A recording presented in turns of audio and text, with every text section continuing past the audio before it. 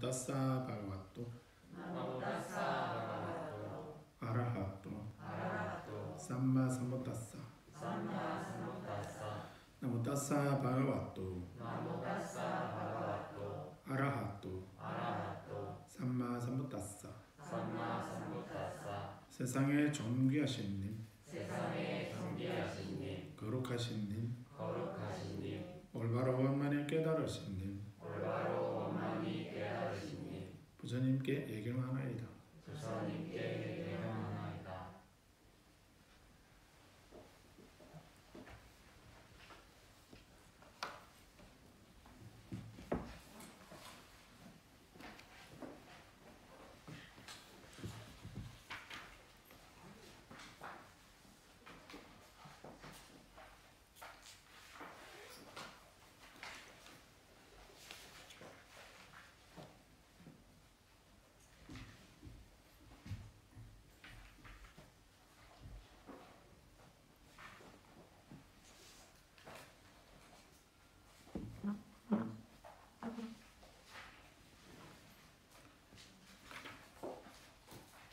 오늘은 우리 교재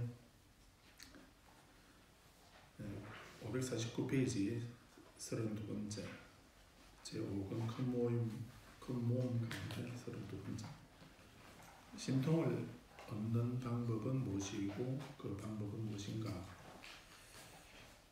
거룩한 해탈의 경이라고 이렇게 씁니다.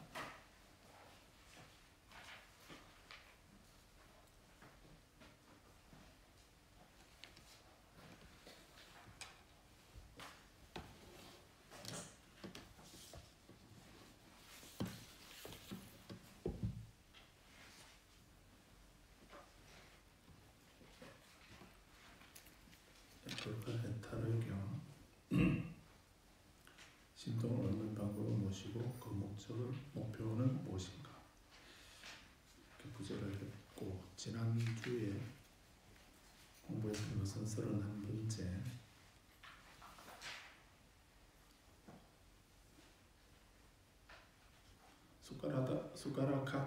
수가라카타의 경우입니다. 어떤 사람이 요리를 가르치면 최상의 예경을 표할까? 라고 하는 거였습니다. 그래서 어떤 공덕을 보기에 번뇌를 부순 수행성이 열애와 부처님과 부처님의 가르침을 향해서 최상의 예경을 표하는가 하는 것에 대해서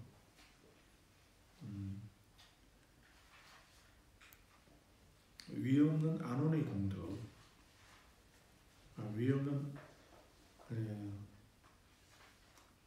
위없는 안온이라는 공덕과 또 최상의 예경에 대해서 5가지씩 이런 말씀을 하셨습니다.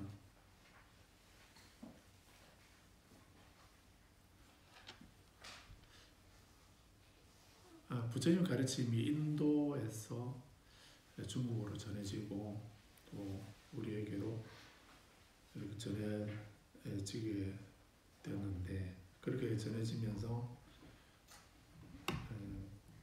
그 경전이 부처님이 그 경전을 번역하는 삼장법사들이 그 경전을 부처님이 깨달음을 이루시고 처음에 조전법륜경을 말씀하시고 하셨으니까 그걸 제일 먼저 번역을 하고 그 다음에 무아상경을 번역을 설하셨기 때문에 그 다음 삼장법사가 부처님께서 두 번째 설하신 경전을 그 번역을 하고 또 연소의 법문의 경을 말씀하시니까 그 다음 또 다른 삼장법사가 그 연소의 법문경을 가져와서 번역을 하시고 이렇게 하셨으면 문제가 없습니다.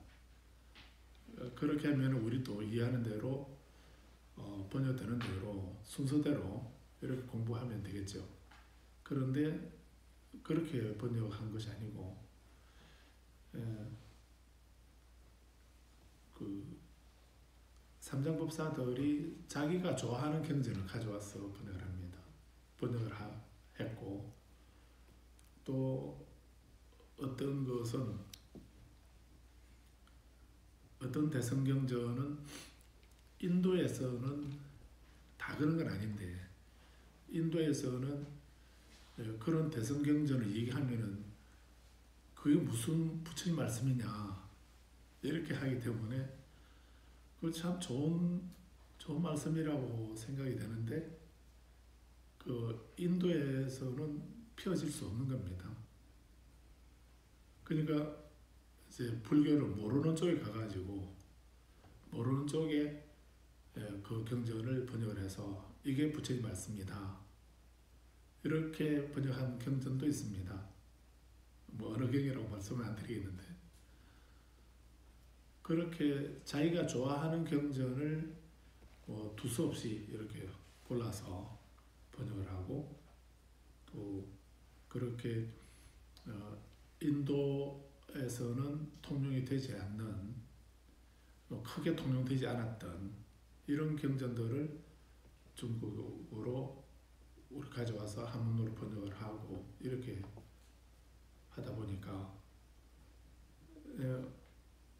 우리 그거를 받아보는 우리들 입장에서는 되게 혼란스러운 겁니다. 그래서 어떤 때는 방편으로 이런 말씀하시는 이런 부분도 있고, 어떤 때는 방편을 떠난 이런 말씀을 하시는 것도 있고,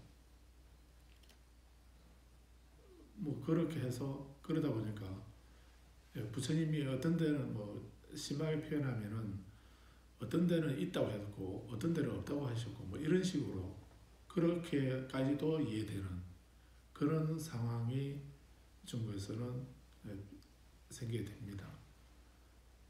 그러다 보니까 이제 다 부처님 말씀이라고 하는데, 그러면 이렇게 출입이 있게 되면은 그걸 어떻게 이해해야 되겠는가 하는. 그래서 우리 반야신경만 봐도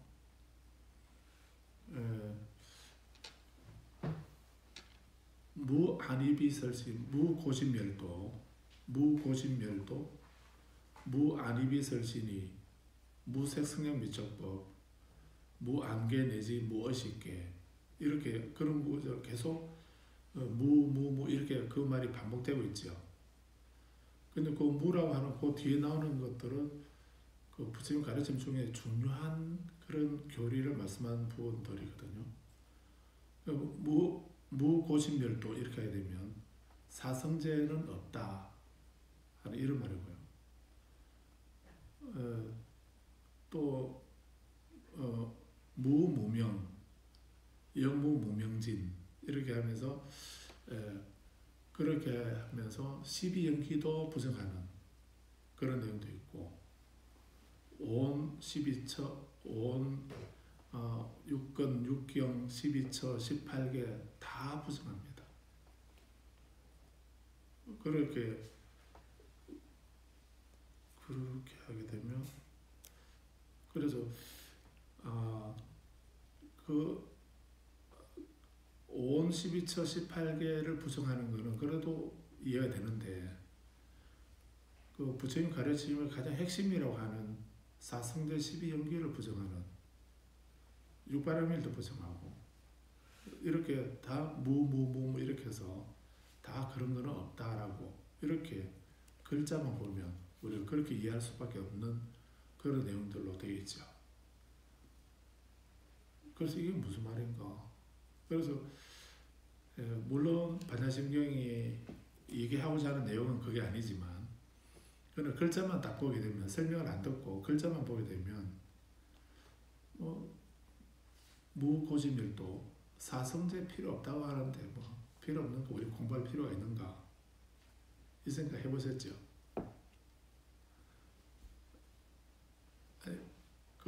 그렇게 사성제나 12연기나 육바라밀이나 이런 것을 그런 거 없다라고 이렇게 하고 있기 때문에, 그래서 그 없다고 하는데 그런 거를 우리가 공부하고 배우고 공부하고 실천해야 될 필요가 있는가, 이 생각도 할 수가 있거든요. 그래서 이제 그것을 그런 의미가 아니기 때문에 필요 없다는 이 말이 아니기 때문에 그 말을 우리가 어떻게 이해해야 되겠는가. 지금 우리가 공부하는 니까야나 아함에서는 사실은 가장 중요한 가르침이 사성제 12연기고, 그리고 부처님 말씀 전체를 딱 요약하게 되면 무상고 무아 이렇게 되는 겁니다. 그래서 그것을 세 가지 진리의 도장이다라고 이렇게 하죠. 삼법인이라고 이렇게 합니다. 그래서 어떤 경전에도 이 삼법인 사성제 12연기를 부정하는 말이 들어있으면 그거는 불설이 아니라 했습니다. 또 누가 소설을 쓰거나 수필을 쓰거나 이렇게 한 것이라도 거기에 사성제 12연기 삼법인을 말씀하고 있는 그 내용에 그 의미가 들어있으면 그거는 불설이라고 부처님 말씀이라 했습니다. 대성에서는 그런 얘기도 하거든요. 그렇기 때문에 그래서 부처님 말씀인가 아닌가 하는 거는 인도 말로 산스크리트나 팔리어로 쓰여져 있는가 없는가 그거 가지고 부처님의 진짜 말씀이고 아니면 중국이나 다른 데서 만들어진 말씀이다 이렇게 말하는 거 되게 위험한 생각을 합니다. 그거하고 상관없이 그것도 조금 영향을 있긴 하겠지만 그보다 더 중요한 거는 거기에 그 경전에서 말씀하고 있는 내용이 아무리 후세에 만들어진 또는 편집된 정리된 그런 경전이라 하더라도 거기에 삼법인 사성제 12연기 이것이 들어있으면 그건 불설이라고 부처님 말씀이라고 우리는 생각해야 된다고 합니다. 근데 그게 없으면 그게 부정되면은 삼법인을 부정하고 사성제를 부정하고 12연기를 부정하면은 그거는 부처님 말씀이 아닌 겁니다. 아무리 저기 대장경 속에 들어있는 것이라 하더라도 그 들어있는 거라 하더라도 그 불설이라고 할 수 없는 겁니다. 그래서 대장경 속에 들어있다 해서 다 불설은 아닙니다. 좀 문제가 있는 건데 그렇게 하면은 그래서 우리 고려대장경은 좀 그러지 않는데요.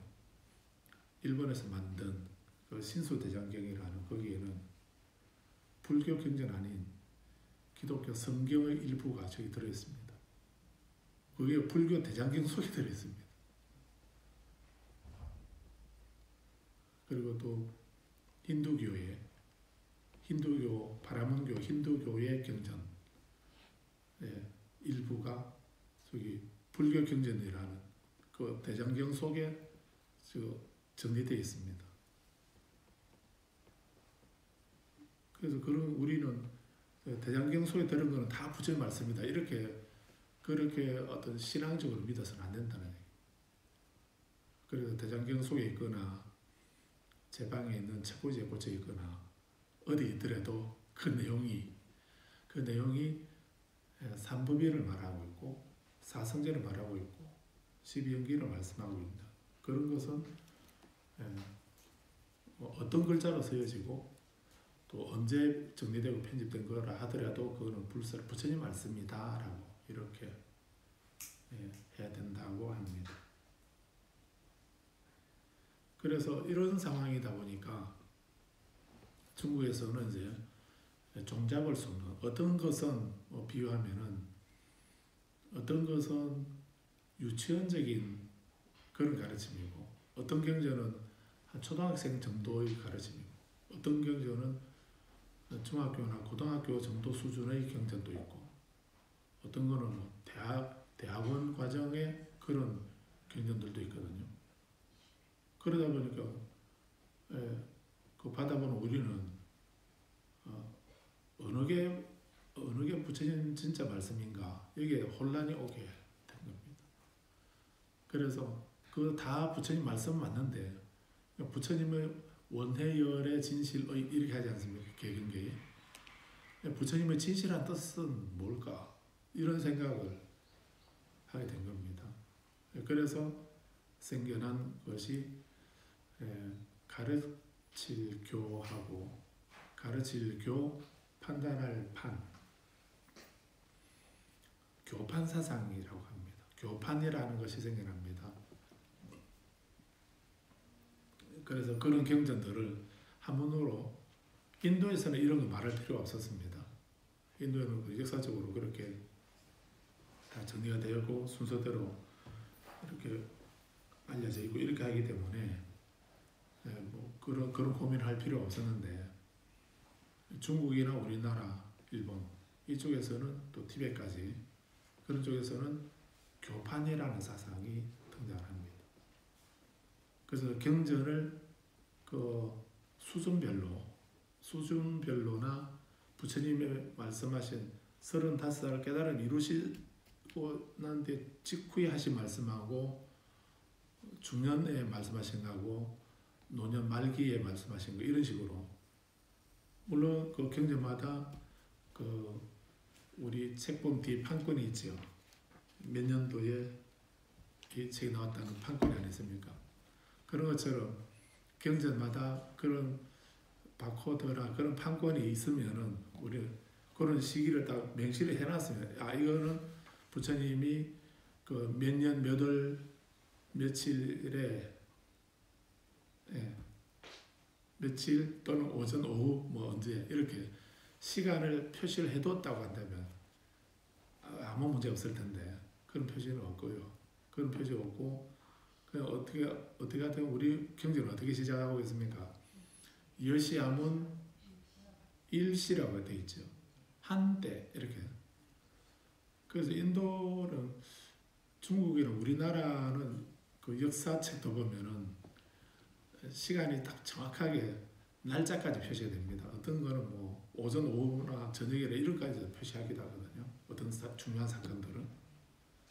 근데 대체로 보면 몇 년에 몇 월 며칠 이렇게 날짜를 정확하게 표시를 합니다.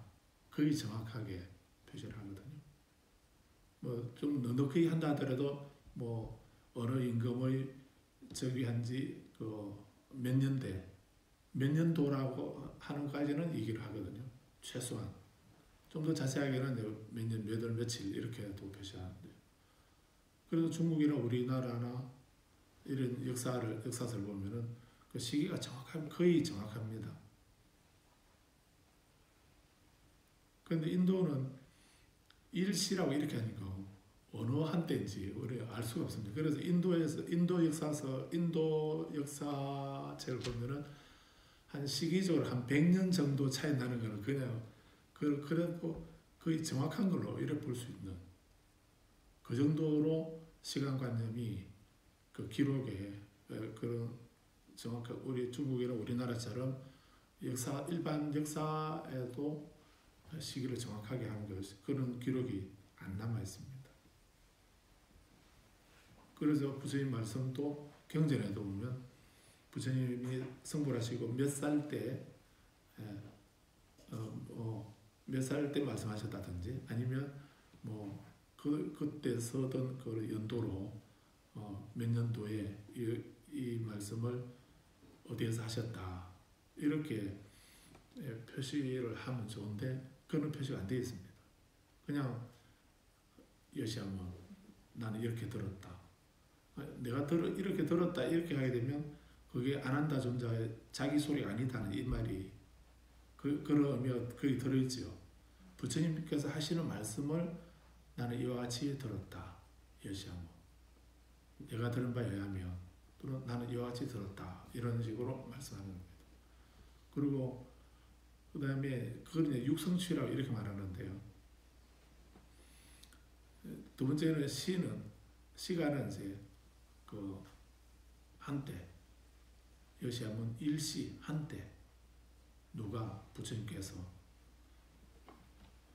어디에서 사이국에서 누구랑 1250인의 그 비구들과 함께 이렇게 이 말씀을 하신 것을 나는 들었다 이런 식으로 되어 있거든요.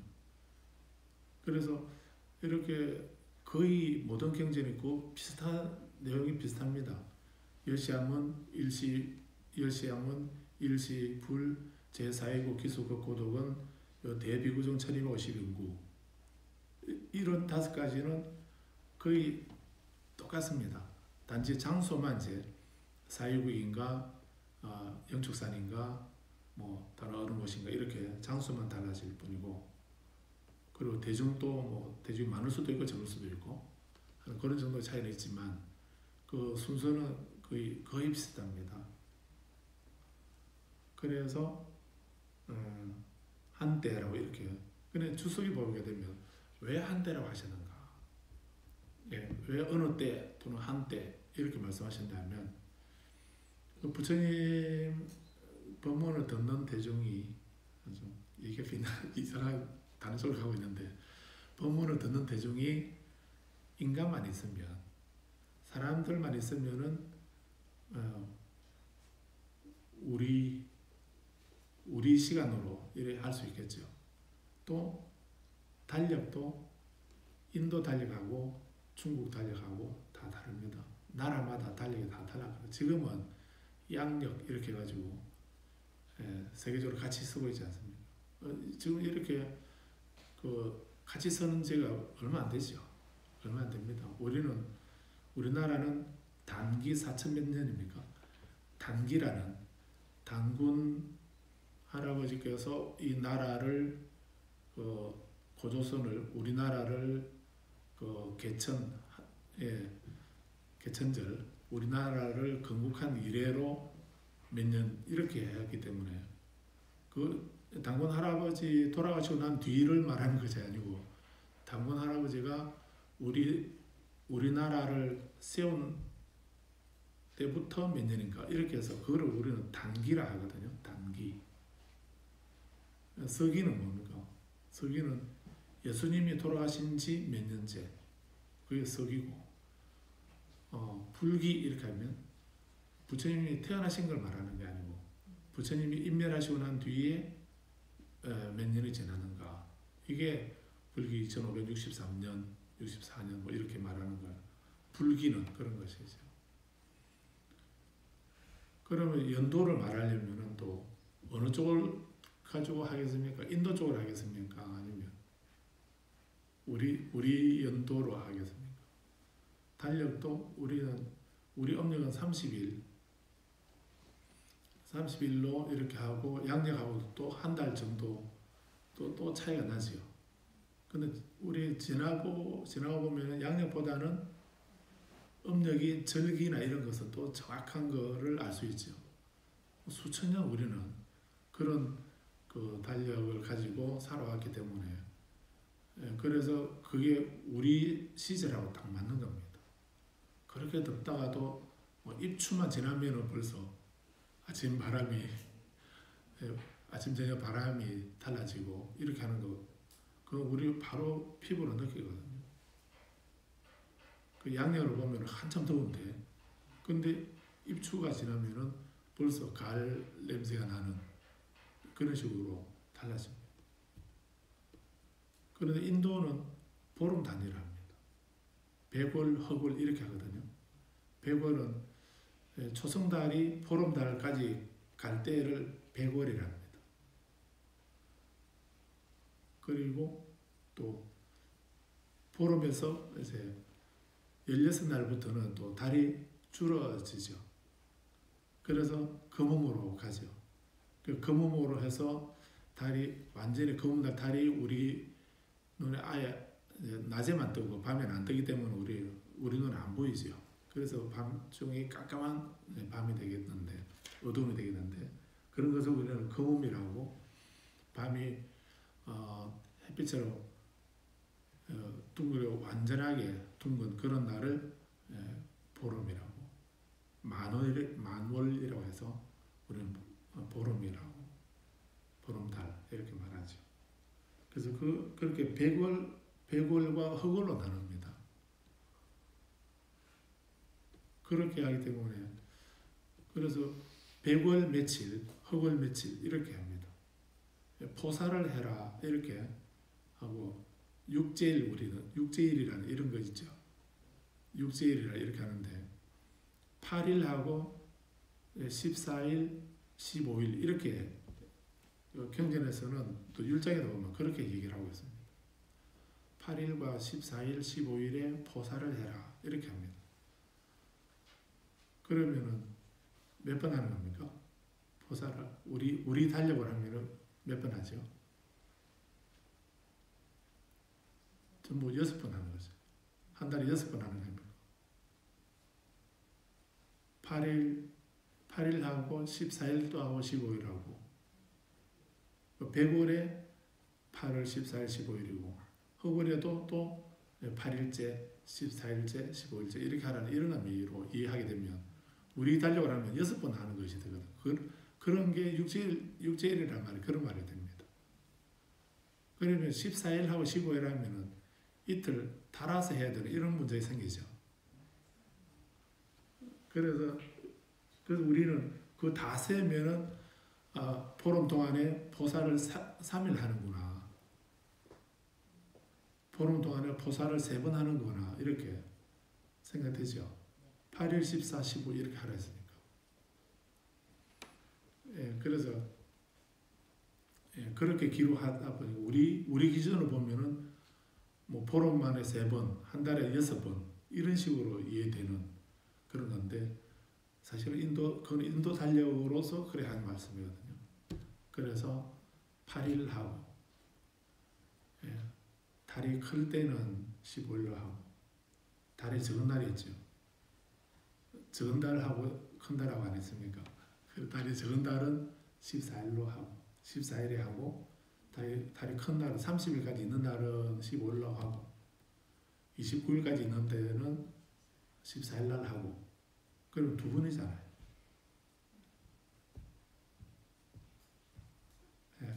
그래서 이렇게 달력이 서로 다릅니다. 그런데 우리 인간들이 살고 있는 세상에도 달력이 다른데 천신들이 살고 있는 세상에 그 달력은 또 어떻겠습니까? 천신들이 살고 있는 달력은 또 다릅니다. 제일 28개의 하늘나라 가운데 맨 아래에 있는 그 사천왕천이라고 하는 그 하늘나라에 살고 있는 그 사천왕천의 하루는 하루낮 하루밤 그건 인간 세상의 50년이라고 합니다. 인간 세상의 50년이 사천왕들이 살고 있는 그 사천왕천의 하늘나라에 한 50년이 훌쩍 지나가는 50년이 된다. 미륵보살이 살고 있는 도솔천 거기에 있는 분들은 거기에 도솔천에서는 나이를 4,000살을 산다고 했는데 그 4,000살의 나이는 우리 인간 세상의 56억 7천만 년이라고 이렇게 합니다. 그렇게 시간이 다릅니다. 그러면 우리 시간을 하면 우리 시간으로 몇 년, 몇 월, 며칠에 부처님께서 공헌하셨다 이렇게 하게 되면 그 도솔천 하늘나라에서는 찰나 시간이죠. 우리는 100년이라 해도 그래서 우리 교재에 그 성경협회에서 나오는 이런 책에서는 이 불교의 세교관이라는 것이 있습니다. 642페이지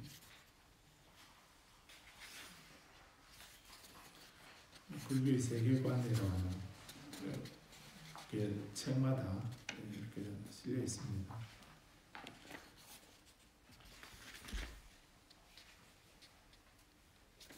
그래서 644페이지 보시면 욕계 감각적 쾌락의 세계의 6 하늘나라 한문으로 욕계 6천 이렇게 합니다. 여기에 우리는 인간은 이 욕계에 살고 있거든요. 우리가 살고 있는 이 세상에도 하늘나라가 있는데 그 하늘나라가 6개나 있다는 것입니다. 그런 의미이죠. 첫 번째가 지금 말씀드린 내 위대한 왕들의 하늘나라 한문으로는 사왕천, 사천왕이라고 되어 있죠. 사천왕 되어 있고 두 번째는 도솔천인데 도리천인데 도리천이라고 하는데 33 신들의 하늘나라 이렇게 33천이라고도 하고 도리천이라고도 하고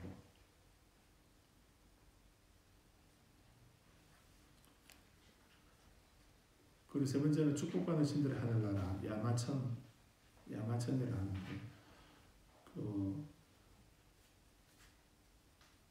무슨 야자죠? 네, 어조사야자로 어조사야자로 이렇게 되어 있는데 원래 한문으로 야마데바 산스크리트로 야마데바 이렇게 되어 있는데 이 야마라는 말을 이제 데바라는 말은 천이라는 천상 하늘나라라는 뜻이고요. 전신을 말하기도 하고. 근데 야마라는 이 말을 소리 나는 대로 한문으로 적다 보니까 어조사야자만 맞아서 야마 이렇게 하는데 사전에 보면은 일반적으로 이 야자를 잘 안 쓰고 야마천 할 때는 밤야자를 씁니다.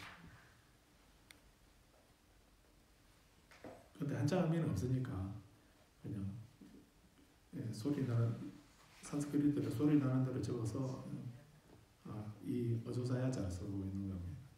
네 번째가 만족을 하는 신들의 하늘나라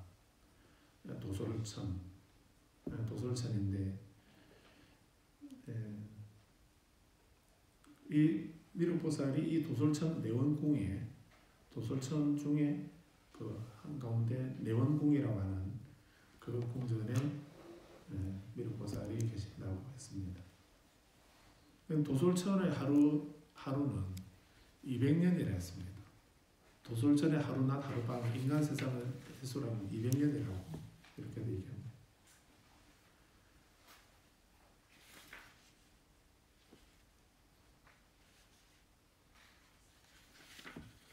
여기까지가 6번까지가 이제 욕계의 하늘나라고요.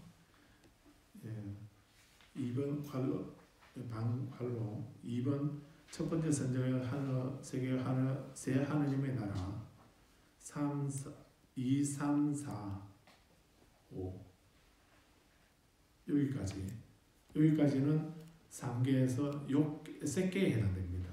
1번은 욕계에 해당되고요. 욕심 하고자 할 욕자에서 욕망의 세계, 감각적 쾌락의 세계 해서 욕계라고 하고 2, 3, 4 방괄호 2, 3, 4, 5까지 여기까지는 색계라고 합니다. 그리고 방괄호 6번 비물질적 세계에서의 네 하느님 나라 여기는 무색계 4천 이렇게 말합니다. 그리고 이 2번부터 6번까지 전체를 통틀어서 다른 말로 범천이라고 합니다. 하나님의 세계. 그래서 그 다음 페이지 646페이지 보시면 이런 내용들을 표로서 알기 쉽게 표로서 정리를 해드렸습니다.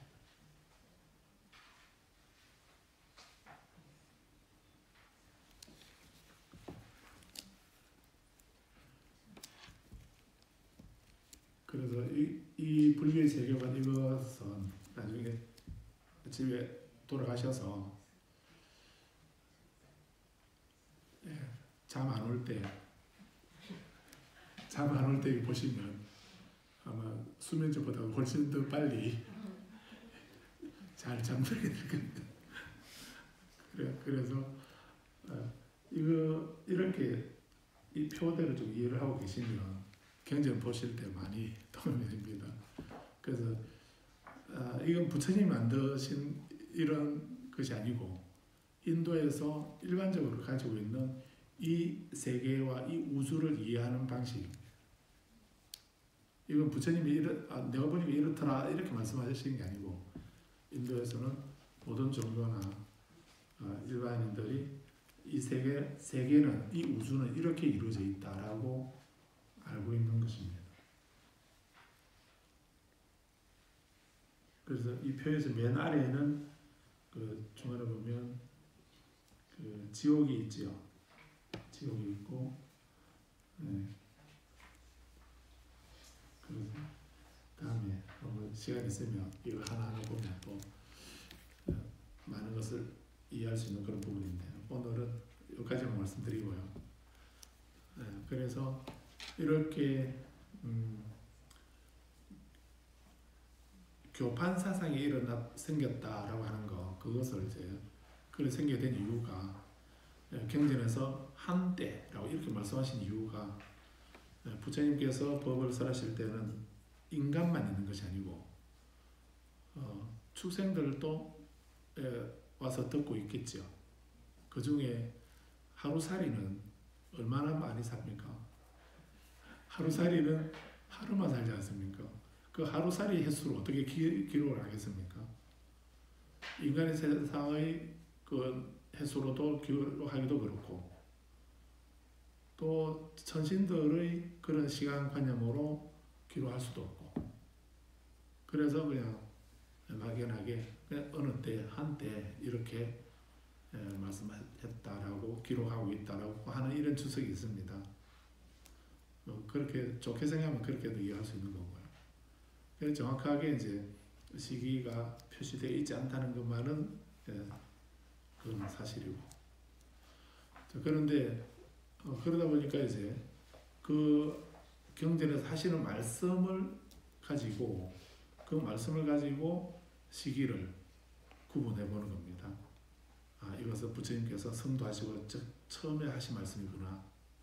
두 번째 하신 말씀이고 어느 정도 한 그 장년이 되었을 때 한 40, 50대 때 하신 말씀이구나. 이것은 부처님께서 일멸하시기 직전 그 무렵 노년이 되셨을 때 부처님이 뭐 청년, 장년, 노년이니까 좀 이상하죠. 그런데 역사적 우리가 똑같은 인간 색신의 부처님이 우리가 같은 모습으로 계시기 때문에 당연한 거 아니겠습니까? 그래서 그렇게 이제 경전을 중국에서는 경전을 시기적으로 이렇게 분류해 보기도 하고 내용을 가지고 또 가르침의 내용을 가지고도 또 분류를 해 보기도 합니다. 그런 것을 교판이라고 이렇게 말하는 겁니다. 그래서 뭘 말씀드리려고 제가 이 교판을 말씀드리려고 하는가 하면 중국에 천태지자대사라고 하는 분이 계셨습니다. 천태종을 세우신 그런 스님이 수나라 때, 중국의 수나라 때에 지자대사라고 하는 원래는 지의라는 이런 이름을 갖고 계셨는데 나중에 황제가 그 시호를 추술해서 지혜로우신 분이다 해서 지자라고 이렇게 했습니다. 그리고 천태산에 계셨거든요. 천태산 국청사에 계셨습니다. 그래서 그 산 이름을 따가지고 앞에 따서 천태지자대사라고. 그리고 한 200~300년 후에 누가 이제 그 제가 여기 보리원에 있었다라고 하는 거를 기로 이제 고성전을 쓴다면은 그때 정족산 해능 스님이 정족산 해능이라고 이렇게 쓸 겁니다. 그래서 제가 살고 있는 산 이름을 앞에 붙이고 이름을 바로 안 쓰고 그리고 포포를 쓰고 본명은 뒤로 남겨놓고 그렇게 합니다. 그래서 고성전을 보면 그렇게 그 산 이름이나 동네 이름, 지역 이름을 앞에 붙이기도 하고 그리고 이제 법호나 시호나 이런 것이 있으면 그걸 쓰기도 하고 그렇게 하는 습관이 있습니다. 그래서 천태지자대사는 천태는 천태산에 계셨다는 말이고 백장해회 선사 같으면 이름은 해회이신데 근데 백장산에 살고 계셨기 때문에 백장해회 이렇게 부르기도 하거든요.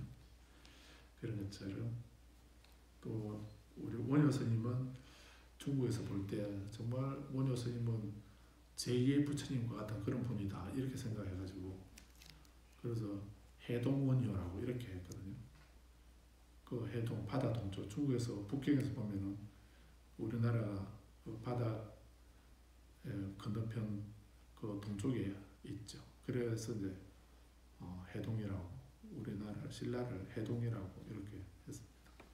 그래서 해동삼은 원효 이런 식으로 하고 있기도 하죠. 그런 것처럼 천태대사는 이제 국정사에서 법화경을 읽고서 깨달음을 얻고서 법문을 하시게 되고, 그 법문을 중심으로 정당을 만든 것이 정당을 만든 것이 천태종입니다. 그래서 중국 천태종이 그렇다는 것입니다. 그런데 이 천태대사가 이제 그 부처님 말씀 전체를 그렇게 교판을 한 것인데, 그것이 오시교판이라고 이렇게 말합니다. 부처님 일생 45년 동안 하신 말씀을 5시기로 나눈 거, 그것을 오시교판 이렇게 합니다. 거기서 첫 번째가 이제 아함시입니다. 아함시라고 해서, 그래서 아함시라고 해서 아함경을 우리가 보는 아함경 또는 니까야 한문으로 번역된 건 아함이었기 때문에, 그래서 아함시라고 이렇게 하는데, 이 아함경은 초기경전인데, 이 아함경을 부처님께서 성불을 하시고 난 뒤에 몇 년 동안 말씀하시는가? 그 일생 동안 아함경을 말씀하신 게 아니고, 천태대사는 12년 동안은 아함경을 설하셨다 이렇게 이해를 했습니다. 그래서 오시교판의 첫 번째가 아함시인데, 그 아함시에서 아함경을 부처님께서 12년 동안 설하셨다라고 하는 이런 얘기를, 아함 12 이렇게 해서 12년 동안 아함경을 말씀하셨다는 그런 말씀이 있습니다. 그 말씀 드리려고 이렇게 한 겁니다. 그러면 아함경의 내용은 뭐냐면, 전체적인 내용은 아까 말씀드렸다시피 그 무상고무와 5원이든 12처든 18개든 모든 것은 인연에 의해서, 조건에 의해서 생겨났고, 그렇게 인연에 의해서 생겨나고 서로 의존해서 생겨난, 즉 연기한 모든 것은 5원도 연기한 거고 12처도 그렇고 18개도 연기한 것이요, 즉 조건에 의해서 발생한 것이다 이런 얘기입니다. 그렇게 생겨난 모든 것은 무상하다.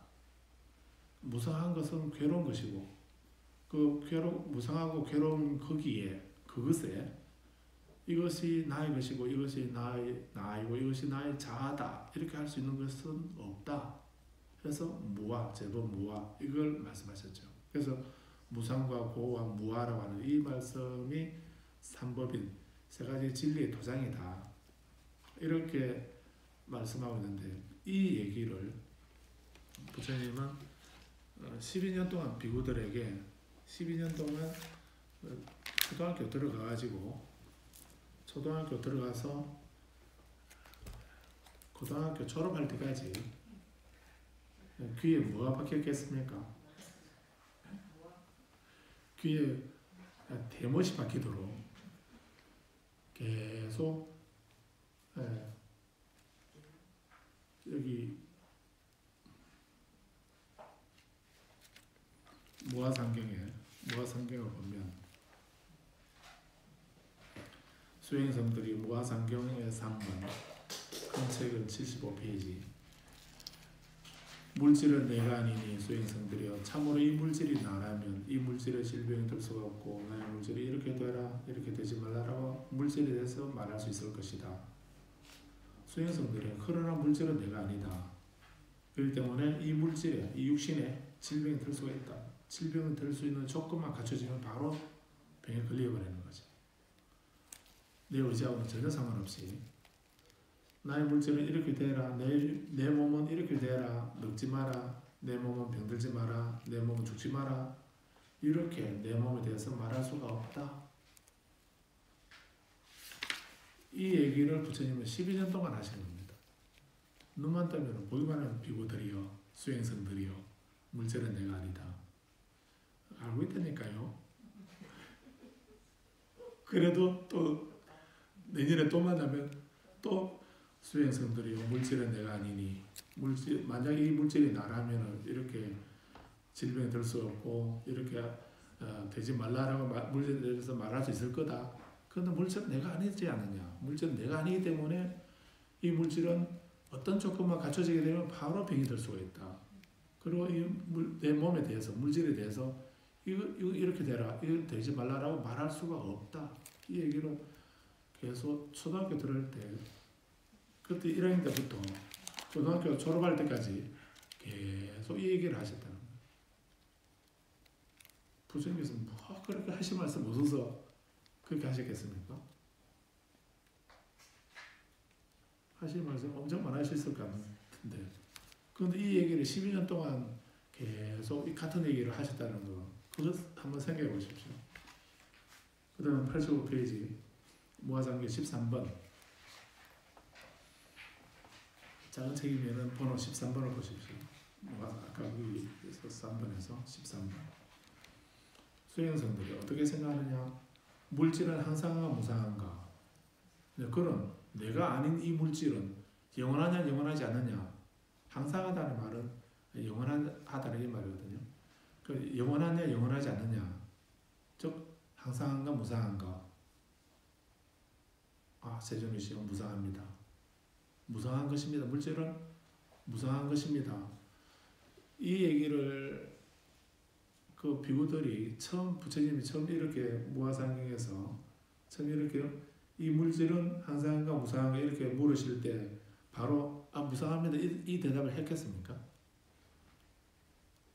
그렇게 생각하고 있지 않았기 때문에 아마 부처님이 여러 날 계속 반복해서 말씀을 하셨고 그 말씀 듣고 난 뒤에 이 비구들이 비로소 바르게 대답한 것이 세존이시 무상한 것입니다. 이렇게 대답한 것입니다. 그런데 이게 공식처럼 정형구라고 합니다. 정형구로 이렇게 계속 반복되고 있거든요. 무상한 것은 괴로운 것인가 즐거운 것인가? 변화하고 바뀌어가는 거. 우리 보리원에 그 팔정도 연못에 보니까 여름에 그 연잎이 연을 심었더니 그 식용연을 심어가지고 그 아쉽게도 연꽃처럼 안 피었습니다. 근데 잎은 되게 무성하게 되게 그걸 봤는데 옆에 수련을 심어놔가지고 수련이 계속 번갈아 피는 바람에 볼 수가 있었는데 근데 그저께 보니까 서리가 와가지고 그 불의 옥잠이 전부 다 서리 맞아서 데쳐놓은 것처럼 잎이 그냥 다 얼어버렸습니다. 그렇게 쟤를 어떻게 하지 하고 생각만 하고 있다가 그렇게 갑자기 추울 줄 모르고 나중에 옮기든지 어떻게 해야지 이 생각하고 있었는데 며칠 전에 하루 추워가지고 아침에 공양하러 가면서 나와서 보니까 잎이 다 그냥 데쳐놓은 것처럼 그렇게 되어 있습니다. 이렇게 변하고 바뀌는 거 그것을 무상하다고 하는 겁니다. 더덥다, 허무하다 이런 그런 의미도 있지만 무상하다는 말은 변한다, 바뀐다 하는 그런 것을 말하죠. 그 물질은 무상하다라고 이렇게 대답했는데 그 무상한 것은 괴로운 것인가 즐거운 것인가. 그래서 푸른 잎을 보고 이렇게 할 때는 되게 즐거웠는데 그 데쳐놓은 것처럼 입이 얼어가지고 다 그렇게 시들어 있는 걸 보니까 되게 마음이 여기서 괴로운 것입니다. 이렇게 그걸 바로 느낄 수 있었습니다. 무상하면 괴로운 거죠. 결코 즐거운 것이 없죠. 즐거울 리가 없습니다. 그럼 무상하고 괴롭고 변하는 것을 이것은 나의 것이고 이것이야말로 나이며 이것은 나의 자아다라고 얘기하는 것은 옳은 것인가? 좀 그거를 나라고 내 것이라고 나의 자아라고 말할 수 있겠느냐? 옳지 않습니다. 그렇지 않습니다. 라고 이렇게 대답하시죠. 이 얘기를 12년 동안 하셨다는 겁니다. 그리고 물질뿐만 아니라 수상행식에 대해서도 그렇게 하시고, 그렇게 하시고, 이 얘기를 그렇게 말씀을 하시고, 또 하나 세 번째 무아라고 하는 것을 말씀하시는 거여서 이건 공식으로 외우셔야 됩니다. 그리고 천수경 심해장구 대단하니는 못 외워도 이거는 외워야 됩니다. 지금 읽어드린 3번하고 13번하고 그 다음 18번 보십시오. 그러므로 수행성들이 어떤 물질이든 어떤 물질이 이렇게 되고 어떤 물질이든 그 물질이 어떠한 것이든 그 물질이 과거나 미래나 현재에 속하거나 과거의 물질이건 미래의 물질이건 현재에 속하는 물질이건 또 내적이건 외적이건 내 몸 안에 있는 것이든 내 몸 바깥에 있는 물질이건 그것이 거칠건 미세하건 또 저열하건 탁월하건 멀리 있건 가까이 있건 그 모든 물질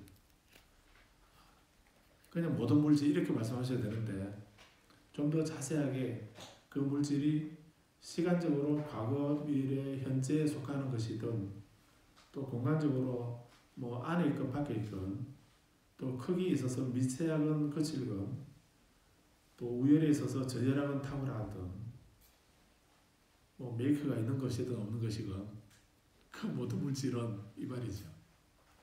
그런 모든 물질이라고 하는 것은 그것은 그 물질이 어떤 물질이든 예외 없이 왜냐하면 물질은 조건에서 발생한 것이기 때문에 실체가 없는 것이기 때문에 그래서 이것은 나의 것이 아니고 이 물질은 내가 아니고 이 물질은 나의 자아가 아니다라고 어떻게 하겠습니까? 올바른 지혜로서 관찰해라 한 겁니다. 이렇게 무아를 깨달아야 된다는 것이고 이런 얘기를 부처님은 12년 동안 하셨다는 것입니다. 그렇게 하게 되면 이렇게 올바른 지혜로서 관찰하게 되면 95페이지 23번에 이와 같이 보고 들은 고귀한 제자는 저 3번과 13번과 18번 거기에 물질만 예를 들었지만 그 뒤에 이어서 수상행식에 대해서 말씀하지요. 그래서 오온에 대해서 이와 같이 보고 들은 고귀한 제자는 그 물질에서도 싫어하여 떠나고 느낌에서도 싫어하여 떠나고 지각, 형성, 의식에서도 싫어하여 떠난다. 그래서 우리가 수행하는 거는 이제 그 무상고 무아를 깨닫는 것도 중요하고요. 그 깨닫는 걸 바탕으로 뭘 해야 어떻게 하라는 얘기입니까? 그렇게 무상과 고와 무아를 알았으면 어떻게 하라는 얘기입니까?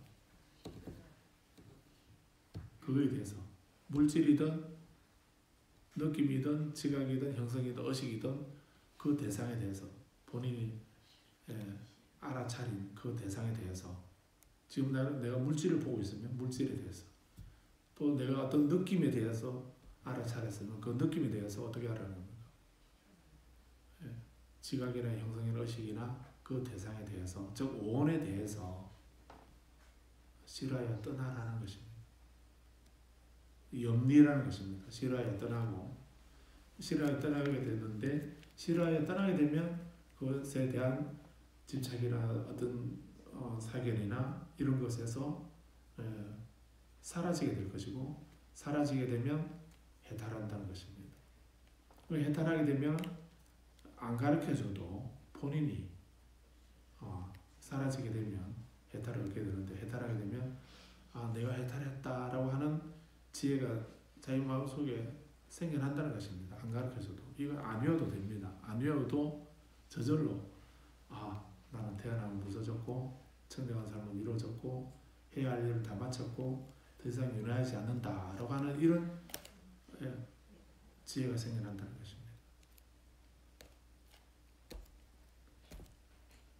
근데 어젯밤 꿈에 내가 이런 지혜가 생겨났다 해서 그 해탈했는가 그건 아닙니다. 오늘 법문 들었기 때문에 그게 큰 강한 인상으로 기억이 남아서 앞에 수행 다 빠졌고 수행 안 했지만 법문 들은 것 때문에 꿈에 그런 생각이 들 수는 있어도 그 하고는 다른 거죠. 지혜는 지혜는 그렇게 생기는 것이 아니고. 그래서 이 물질은 내가 아니다 라고 하는 것에서 시작해서 그 물질이 무상한가 영원한가 항상한가 무상한가, 또 그 무상한 것은 괴로움과 즐거움과, 무상하고 괴로운 것을 나라고 할 수 있는가? 그럴 수 없다라고 하는 거. 그리고 그 물질이 과거 현재 어디에 속하든 멀리 있거나 가까이 있거나 미세하거나 거칠거나 뭐 이런 그 어떤 물질이라도 그 물질은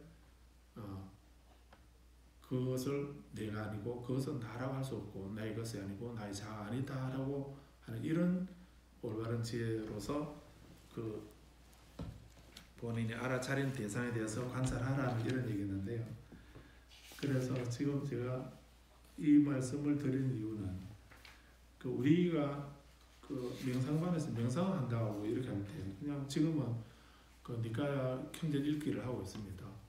그래서 불자님이 평소에 경전을 많이 읽으시고 이렇게 하시게 되면 그럼 우리는 이제 그렇게 경전 읽은 거를 바탕으로 지금은 쭉 비치고 명상만 하면 됩니다. 그런데 불자님은 특히 조선의 불자들은 책 안 보기로 유명하죠. 우리가 뭐 새로운 책 한 권 이렇게 특히 뭐 불교 경전 그래서 책 초판 찍어봐야 몇 권 찍겠습니까? 기본에 1000권이랍니다. 예. 1000권 정도 있어야 합니다. 그리고 그게 금방 다 소진이 되는가? 그 소진되는데 몇 년이 걸릴 수도 있고 이러면 출판사들은 어떻게 뭐 먹고 살겠습니까? 불자들이 책을 안 보니까 아마 모르긴 해도 그러지는 않겠지만 불이문자라고 그러니까 문자가 필요 없다고 그러니까 교회별전이라고 가르침 위에 마음의 신법을 전했다고 하니까 경전이나 뭐 책을 보는 거는 그거는 아니다라고 이렇게 생각해서 그런지 그런 의미로 달마다 섞여서 말씀하신 건 아닌데도 우리가 오해를 해서 그래서 뭐 내 마음 하나만 다스리면 되지 경전 안 봐도 된다고 이렇게 생각하는 사람들이 의외로 많습니다. 그래서 그 마음을 내려놓거나 큰스님께서 그때 법문하시면서 마음을 몇 센치 내려놓으라 하시던가요? 기억 안 나십니까? 우리 법당에 오셔가지고 큰스님께서 마음을 10cm만 내려놓으라고 이렇게 말씀하셨죠. 그 마음을 10cm가 어느 정도 크게 됩니까? 그 마음을 그렇게 5cm, 10cm 이렇게 내려놓을 수가 있습니까? 내려놓을 수 있기도 하겠는데 큰 스님은 그렇게 하시겠지만 우리는 뭐 어떻게 하면 그렇게 내려놓을 수 있겠습니까? 또 어떤 마음을 내려놓을 수 있습니까? 또 내려놓는다는 것이 어떤 것입니까? 말은 쉬운데 그래서 우리는 이 말씀을 수행을 제대로 하기 위해서는 자기 생각, 자기 감정대로 이렇게 하면 안 되고요. 우리는 어디에 의지해야 됩니까? 스승에게 의지하라 했습니다. 그 스승이 누굽니까? 경전입니다. 부처님 말씀이 유일한 거짓없는 스승이십니다. 그렇기 때문에 그 수행을 많이 하고 싶어도 티베트에서는 수행을 하려고 해도 그냥 바로 하도록 하지 않지요. 사가행이라고 해서 4가지 수행을 감당할 수 있는 그릇을 만드는 그런 것부터 먼저 합니다. 10만 번 절을 하고 10만 번 공양을 올리고 10만 번 참여진을 외우고 10만 번 스승에게 공양을 올리고 구류요가를 하는 전체 횟수는 40만 번 아닙니다.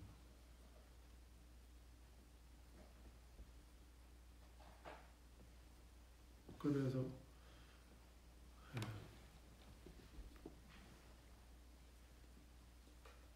성질 급한 사람은 그거 못합니다.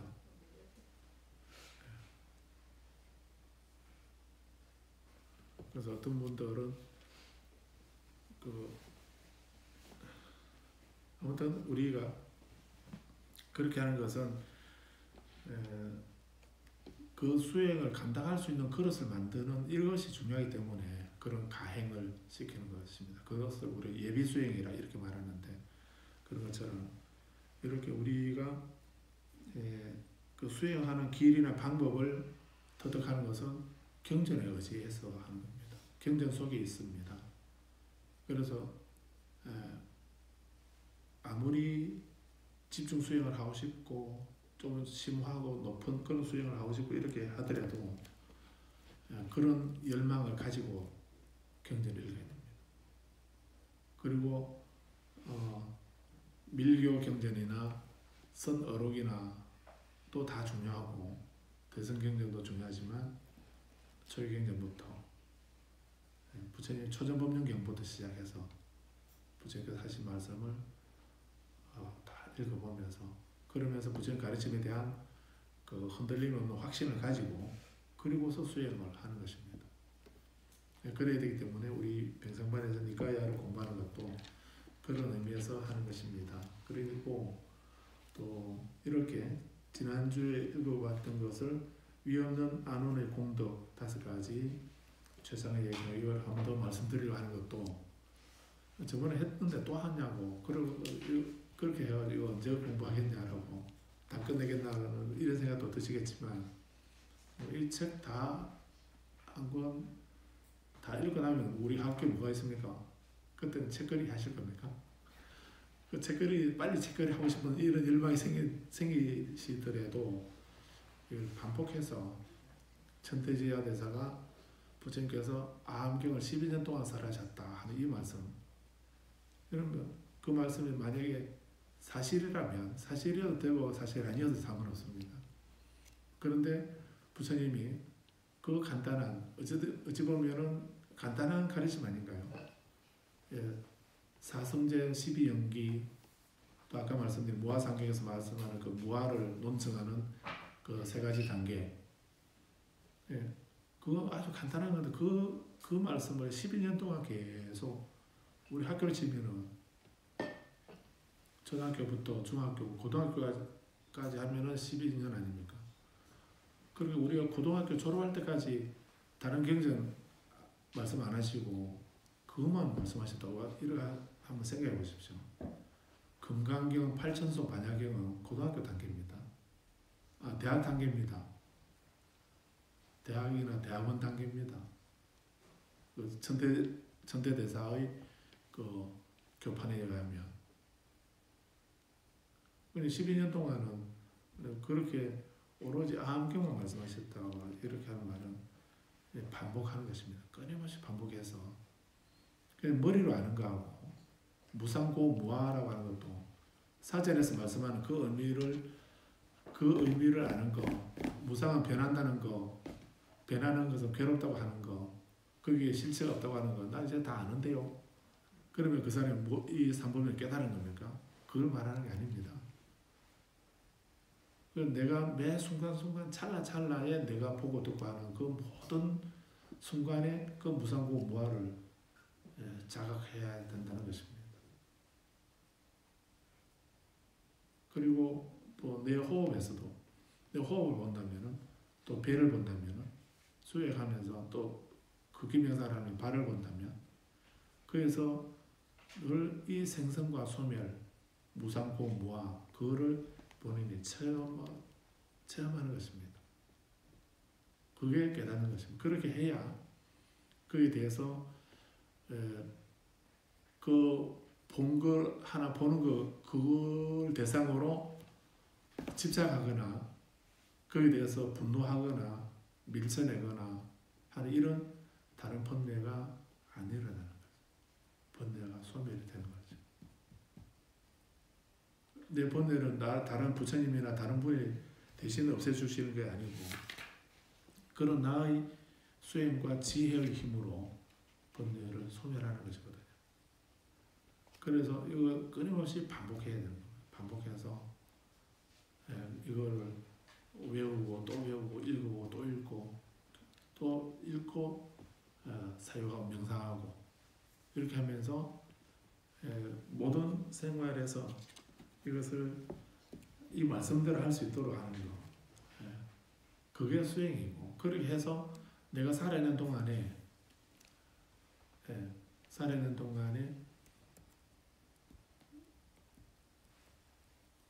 어제 원지 스님이 공부한 자경문을 보면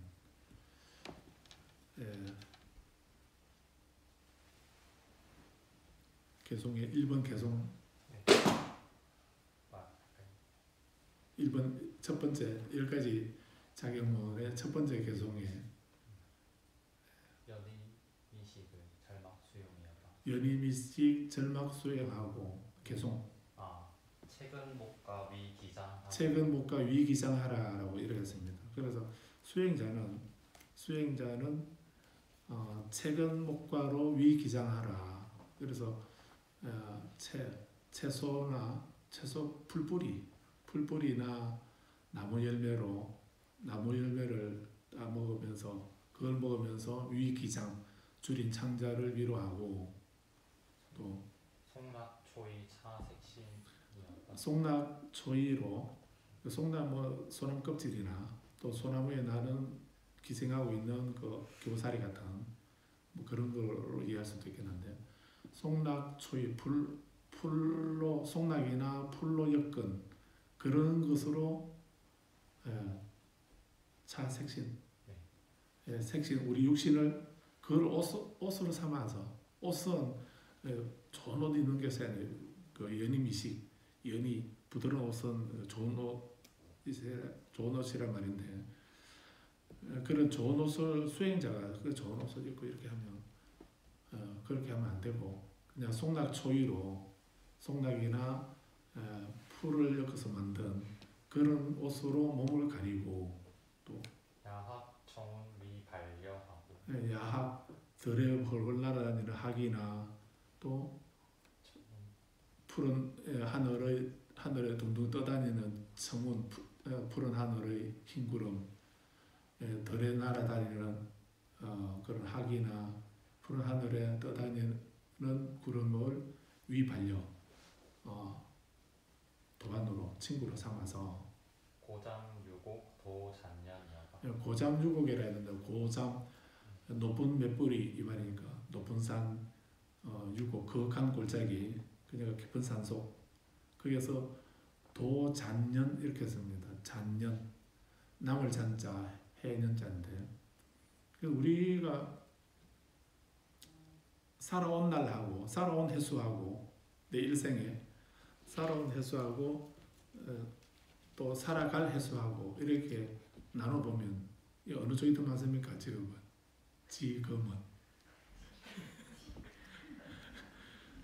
그래서 누구 빼고는 다 이제 그 살아온 날이 더 많지요.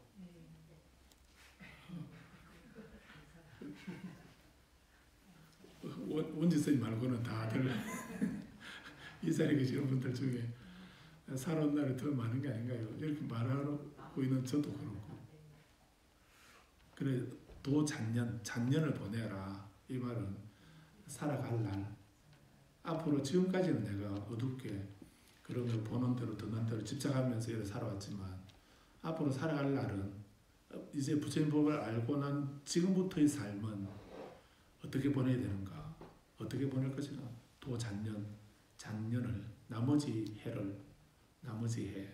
남은 세상 남은 세월 남은 시간은 어떻게 보낼 것인가 그래서 책은 목과로 위 기장하고 또 송락초이로 차색신하고 또 고잠 유곡을 위 반려하면서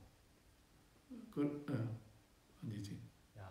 야학청운으로서 반려를 삼고 고잠 유곡에서 또 깊은 산속 보리원에서 남는 학당에서 남은 해를 보내라 이런 그런 말씀인데 그래서 거기서 도잔년 남은 해를 보낸다. 앞으로는 어떻게 살아갈 것인가? 나는 앞으로는 지금까지는 내가 부처님 법을 모르고 살아왔지만 이제부터 내가 앞으로 살아갈 나머지는 어떻게 살 것인가? 불자로 살아야 되지 않느냐. 그리고 불자 그냥 뭐 신도증만 가지고 사는 게 불자입니까? 그건 아니죠. 그래서 앞으로의 시간은 나에게 어떤 근심, 슬픔, 비탄, 고통, 근심, 절망 이런 고가 없는 그런 괴로움이 없고 그 괴로움이 소멸된 그런 청정하고 고요하고 평안한 행복한 그런 삶을 살아라라고 그 잔년은 나머지 해는 남은 해는 그렇게 보내야 되겠다 또는 그렇게 보내라고 하신 것이 부처님 가르칩니다라고 하셔야 된다는 것입니다. 그래서 기도를 얼마나 하고 수행을 얼마나 하고 나는 무슨 경을 읽어봤고 이건 별 문제가 그 문제는 다른 겁니다. 또 그렇게 하는 이유가 뭔가 도잔년 나는 도잔년을 파랑 정확하게 하셔야 되는데 그 남은 해를 어떻게 보낼 것인가 나는 어떻게 보낼 건가 불자로서 어떻게 보낼 것인가 하는 이런 그런 의미로 이해하시면 됩니다. 그래서 이렇게 반복되는 것을 늘 반복하고 아는 거지만 또 한 번 읽어보고 부처님께서도 비구들이 아는 거지만 또 한 번 말씀하시고 하시고 이렇게 해서 12년 동안 계속 하셨다는 거. 그래서 불교 수행이라는 것이 뭐라고 했습니까? 불교에서 수행이라고 하는 말을 우리는 수행 또는 수도, 수행 이렇게 이런 말을 쓰는데 어떤 것이 수행인가? 티베트에서는 뭐라고 한다 했습니까? 곰와라고 이렇게 한다 했습니다. 곰와라고 하는 이 말이 수행이라는 말이 티베트어로는 곰와 이렇게 합니다. 곰와라는 말이 익숙해진다는 뜻입니다. 익숙해진다는 뜻이고 가까워진다는 뜻도 있다 했습니다. 그래서 익숙해지려면 어떻게 해야 됩니까?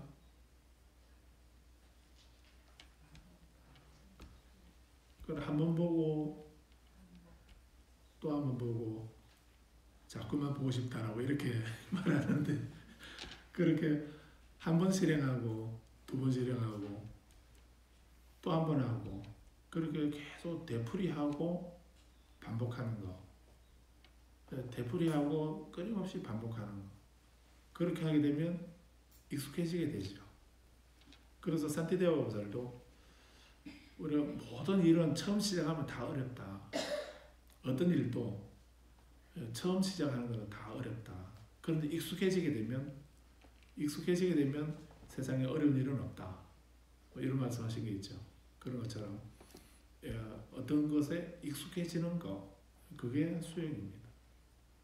그래서 연보를 하거나 주력을 하거나 독경을 하거나 명상을 하거나 그렇게 뭘 하더라도 그것을 계속 그 좋은 올바른 정신활동을 끊임없이 되풀이하고 반복해서 거기에 익숙해지도록 하는 것 그게 수행이다라고 이렇게 이해하셔야 합니다. 그래서 위 없는 안온의 공덕 5가지 고요함으로 이끌고 바른 깨달음을 이끄는 믿음, 정진, 책임, 집중, 지혜의 능력을 갖게 되면 우리를 고요한 곳으로 이끌고 고요함으로 이끌고 바른 깨달음으로 이끈다. 이것이 위 없는 안온이라고 하는 그 5가지 공덕이다 하는 거 기억하시고요. 그리고 또 최상의 예경이란 뭔가? 최상의 예경은 바로 스승을 존중하고 여기서 스승은 부처님을 말씀하죠. 스승을 존중하고 공경하고 가르침을 존중 공경하고 성가를 존중 공경한다. 배움을 존중 공경하고 삼매를 존중하고 공경한다. 이것이 최상의 예경이다. 라고 이렇게 하신 말씀 기억하시고 외우십시오. 외워서 평소에 늘 이렇게 최상의 예경을 하고 또 속박에서 벗어난 그 위 없는 안온을 얻기 위해서는 이끌어주는 위 없는 안온 고요로 이끌어주고 바른 깨달음을 이끌어주는 5가지 능력, 5가지 공덕 기억하시기 바랍니다. 32번 신통을 얻는 방법은 뭔가?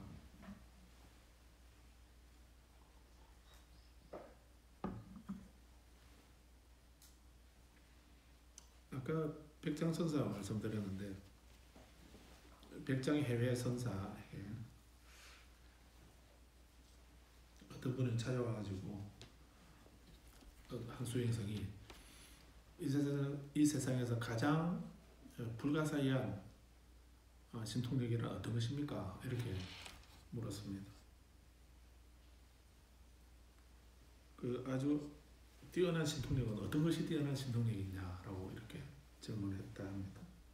그래서 우리가 그 육신통, 오신통, 육신통, 오신통은 5가지 신통. 오신통은 일반 그 주문을 외우거나 부적을 쓰거나 부적을 가지거나 또 어떤 약을 섭취하거나 이렇게 해가지고도 그 오신통은 얻을 수 있다 했습니다. 그래서 주변에 오신통 5가지 신통만 해도 대단한 거죠. 그래서 주변에 좀 아는 소리 하는 사람들 있죠. 그런 사람들도 그 오신통 중에 한두 가지 가지게 되면 나는 그런 거 없는데 그 사람은 그 중 하나라도 가지고 있게 되면 아는 소리 할 수 있지 않겠습니까? 네, 그런 것도 신통력이기도 한데 그건 별로 우리가 살아가는 데 별로 중요하지 않습니다.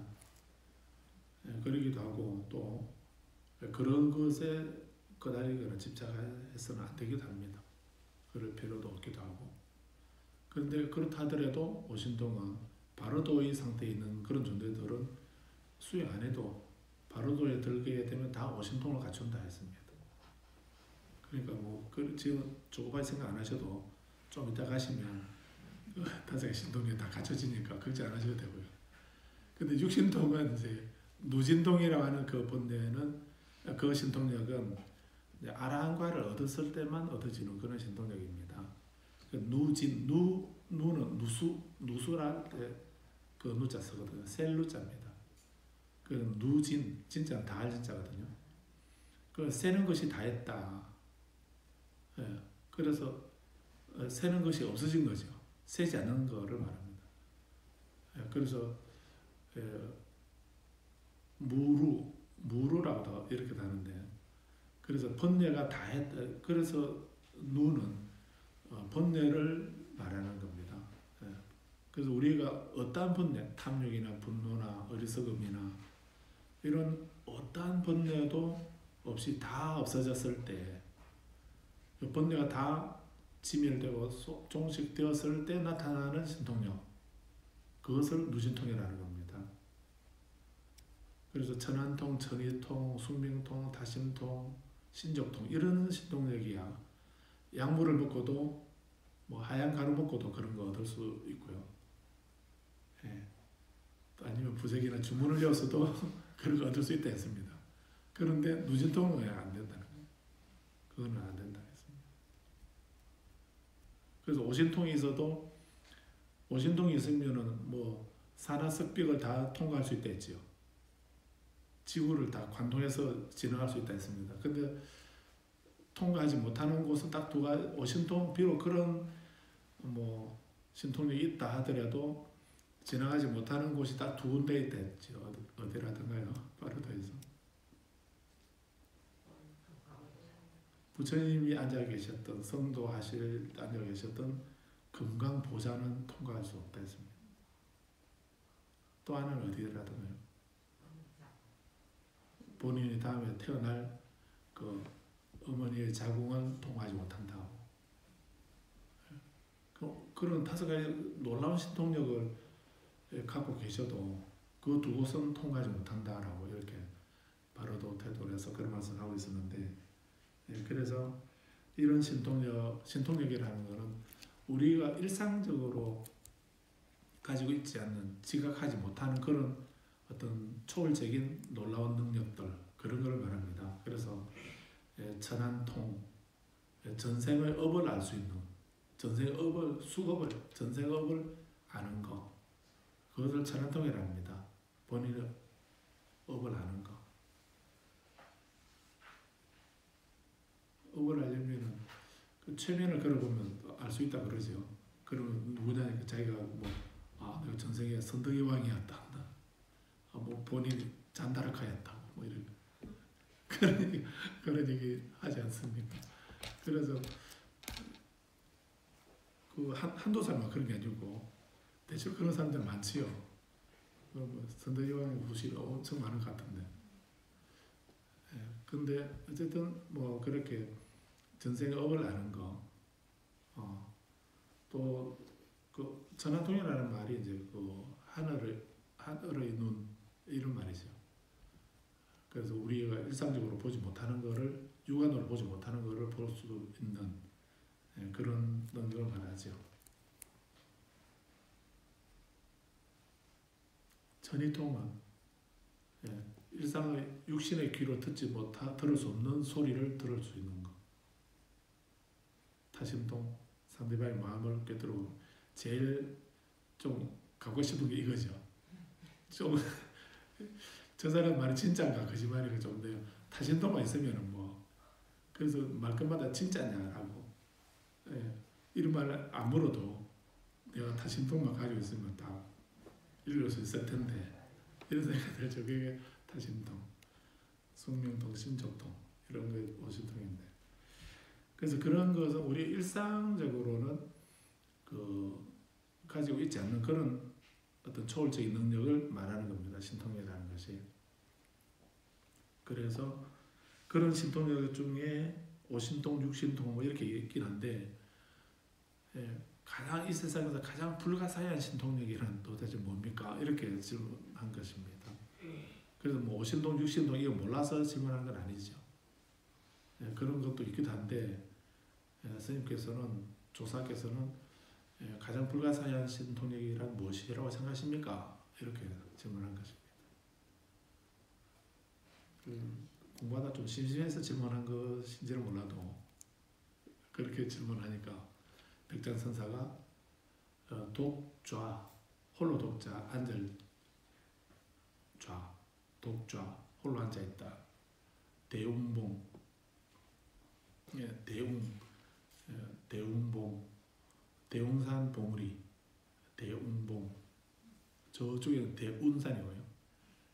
그 백장선사 계셨던 그 절이 있는 산, 백장산의 꼭대기 대웅봉, 독좌 대웅봉이다. 이게 이 세상에서 가장 불가사의한 신통력이다. 뭐 이렇게 대답했다고 합니다. 그 말을 풀면은 독자 대웅봉이라는 말, 한자 그대로는 대웅봉에 홀로 앉아 있다 이 말이죠. 대웅봉에 홀로 앉아 있다 이 말인데 글자 뜻은 조금 뜻번역을 하면은 지금 내가 여기에 앉아 있다고 하는, 앉아서 숨을 쉬고 내가 살아서 지금 이 순간 여기에 내가 앉아 있다는 것, 이것이 가장 불가사의한 신통력이다. 이렇게 대답했다는 것입니다. 그 신통력은 몇 번째 해당됩니까? 7신통입니다. 6신통에서 7신통력이겠습니까? 8신통력입니다. 무슨 의미겠습니까? 그 말이? 지금 내가 현재 지금 살아 숨쉬고 있다. 이 자리에서 내가 살아 숨쉬고 있다고, 내가 살아있다고 하는 이것보다도 더 불가사의한 게 있냐. 지금 내가 살아있다고 하는 이것이야말로 참 무엇과도 비교할 수 없는 놀라운 신통력이다. 신통이다. 이렇게 그런 대답입니다. 여기서 그걸 말씀하는 건 아니긴 하지만, 그래서 우리가 신통이라는 것을 어떤 뭐 신비한 능력, 남이 가지고 있지 않는, 나만 가지고 있는 그런 놀라운 능력, 뭐 이런 거만 집착하지 마시고, 지금 내가 하루하루 살아있다고 하는 거, 이거야말로 가장 놀라운 신통력이다. 그래서 더 귀하게 하루하루 처음인 듯이, 또 오늘이 마지막인 듯이, 그렇게 지금 여기에서 매 순간순간 그런 삶을 살아라라고 하는 것이 백장선사의 가르침이기도 하고 부처님 가르침도 그렇다라고 할 수 있었을 겁니다. 그런 신통력을 얻는 방법은 무엇인가라고 이렇게 이쪽 겁니다. 3번에 2번에 그때 세주께서 수행성들이여라고 수행성들을 부르셨다. 수행성들은 세존이시여라고 대답하셨는데 했는데 3번에 수행성들이여 네 가지 신통의 기초를 닦고 익히면 그 고귀한 해탈로 인해서 그것을 행한 자는 올바른 괴로움의 소멸로 이끌어진다. 네 가지는 어떤 것인가? 그래서 여기서 신통력을 얻는 방법을 지금 이제 그 네 가지를 말씀하시는데 그 이 네 가지 신통을 얻게 되면은 그 네 가지 신통을 얻게 되면 얻는 그 목표가 뭔가 신통력을 가지고 무엇을 얻게 되는가 하는 그 목표는 바로 올바른 괴로움의 소멸로 이끈다는 것이죠. 이게 깨달음의 수행의 목적이 아니고 수행의 목적은 뭡니까? 그 목적하고 목표는 다른 겁니다. 우리가 궁극적인 목적은 뭡니까? 괴로움의 소멸이고 열반을 성취하는 것이거든요. 그런 지복의 삶을 사는 것 이것이 우리들의 궁극적인 목적은 내가 어떤 고통도 없고 근심, 슬픔, 비탄, 고통, 근심, 절망도 없는 그런 삶을 사는 것 그것이 우리 수행의 목적이라 할 수 있습니다. 그런 목표는 그렇게 하기 위해서 나는 이번 학기에는 내가 학당에서 공부하면서 탐욕은 없애야 되겠다. 또 다음 학기에는 더 수행해서 나는 이제 어떤 경우에도 화를 내지 않도록 해야 되겠다. 이렇게 한다면은 우리 공부하는 목표는 뭡니까?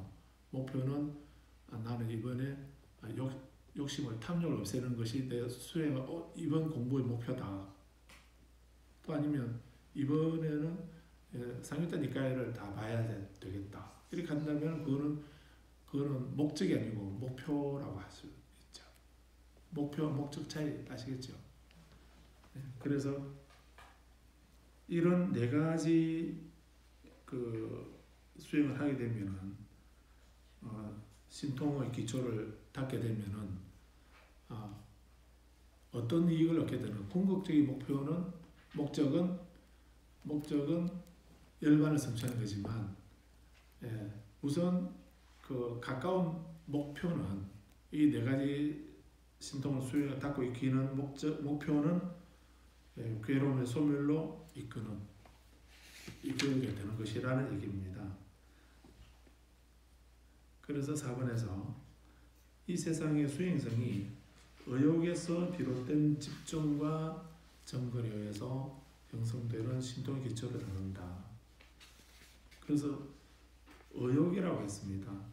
앞에서 위없는 안온의 공덕의 첫 번째는 뭐였습니까? 믿음이었죠. 믿음이었는데 여기서는 이제 이 신통의 기초, 네 가지 신통의 기초를 다는 것의 첫 번째 신통의 기초는 의욕이라 했습니다. 의욕에서 비롯되는 집중과 정근에 의해서 형성의 신통을 기초로 다룬다라고 이렇게 했습니다.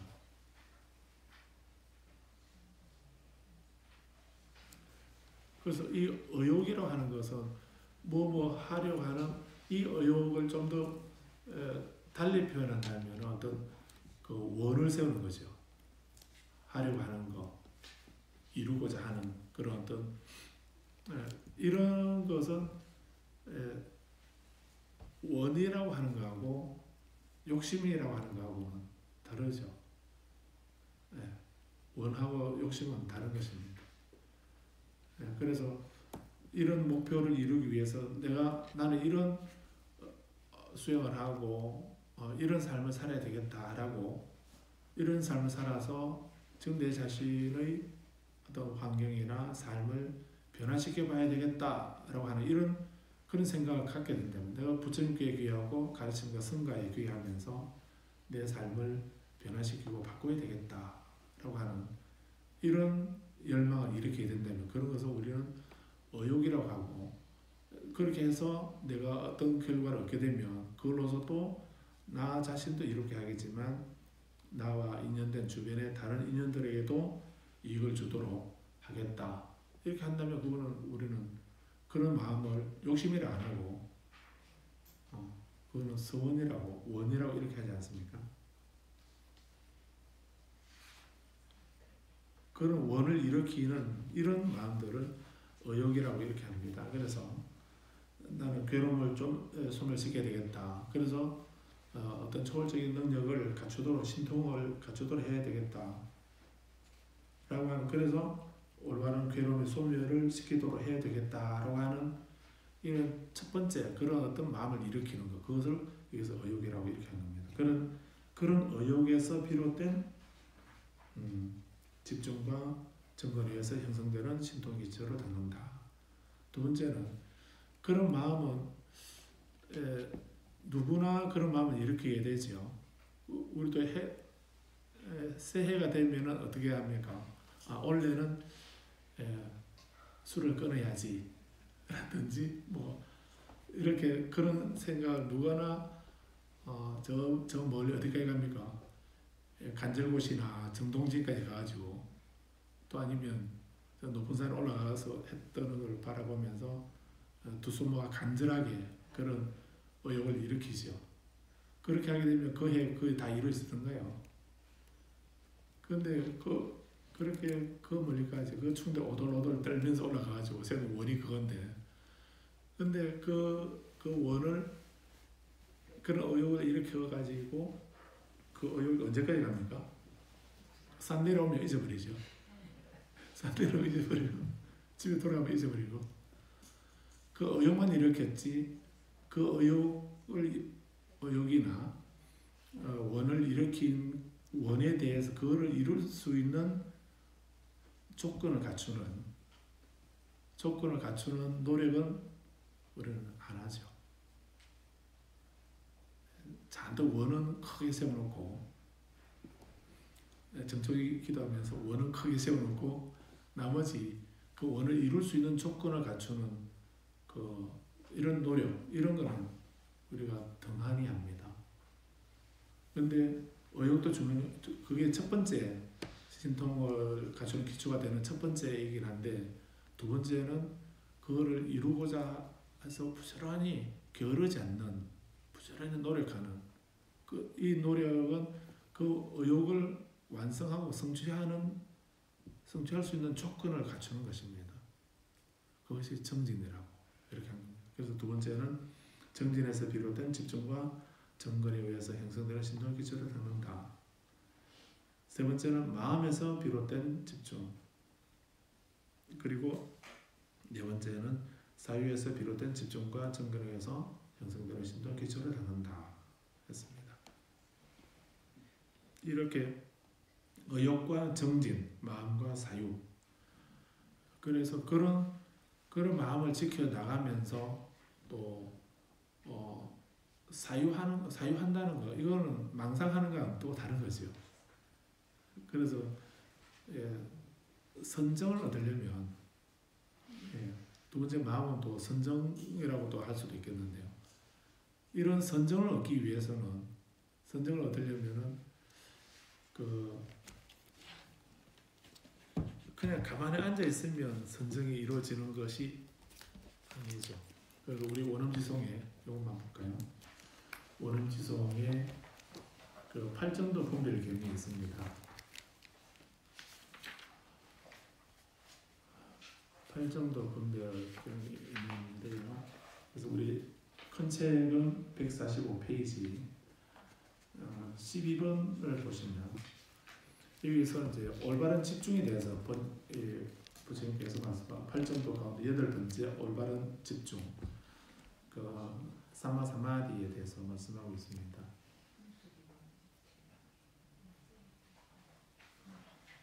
분석의 기호 8정도 비방가 원래 분별이라는 의미도 있는데 우리는 분별 이렇게 하게 되면 분별 망상 분별 이렇게 이해하기 때문에 분석이라고 이렇게 해놨습니다. 그래서 분별한다, 분석한다, 해체한다 이런 의미가 다 포함되어 있습니다.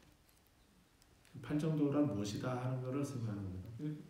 그 번호에 12번 보시면 됩니다. 팔정도를 말씀하는 분석의 경우에서 12번 여기가 이제 정정이라고 하는 올바른 집중이 되어서 설명하는 겁니다. 이 선정의 단계를 네 단계의 선정을 말씀하는 거거든요. 첫 번째에서 감각적 쾌락의 욕망을 이기고 악하고 불건전한 상태에서 떠난 뒤 사유와 숙고를 갖추고 멀리 예미에서 생겨나는 희열과 행복을 갖춘 첫 번째 선정을 성취한다. 이렇게 했습니다. 그래서 이걸 초선이라고 합니다. 네 가지 선정 가운데 첫 번째 선정이라 해서 초선이라고 이렇게 합니다. 그러면 첫 번째 선정은 우리가 초선이니까 뭐 아주 쉽게 생각하실지 몰라도 부처님 말씀하는 이 선정은 그냥 뭐 가부좌 틀고 앉아 있는다 해서 이 초선에 들어가는 것이 아닌 겁니다. 그 선정하고 다른 겁니다. 그 나무 아래 동굴 아래 동굴 속에 들어가서 앉아 있는다고 해서 선정을 얻어지는 그 선정하고 부처님께서 말씀하시는 선정 가운데 첫 번째 선정 이거하고는 내용이 다르다는 걸 아셔야 됩니다. 선정이니까 다 같은 거라 이렇게 하면 안 됩니다. 그래서 인도 철학이나 인도 요가 그런 데서도 선정을 말할 수도 있거든요. 우파니샤드나 이쪽에서도 거기서 말하는 선정하고 불교에서 말하는 선정 단어는 같아도 내용은 다르다고 하셔야 됩니다.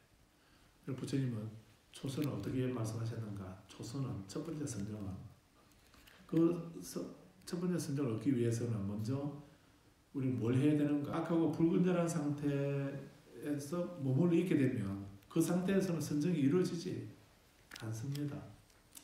그래서 어떤 집중하는 힘을 얻게 된다면 악하고 불건전한 것이 남아있는 상태에서 어떤 그 집중하고 몰입하는 뭐 그런 것이 많이 남아있다고 한다면 거기서는 삿된 선정이 되죠. 삿된 선정이 되어서 다른 또 그런 어떤 뭐 이상한 능력으로 다른 악업을 지을 수가 있습니다. 그래서 부처님은 그런 선정을 말씀하시는 게 아니고 먼저 선정이 든다면은 감각적 쾌락의 욕망을 예의해야 되고 악하고 불건전한 상태에서 떠나야 된다.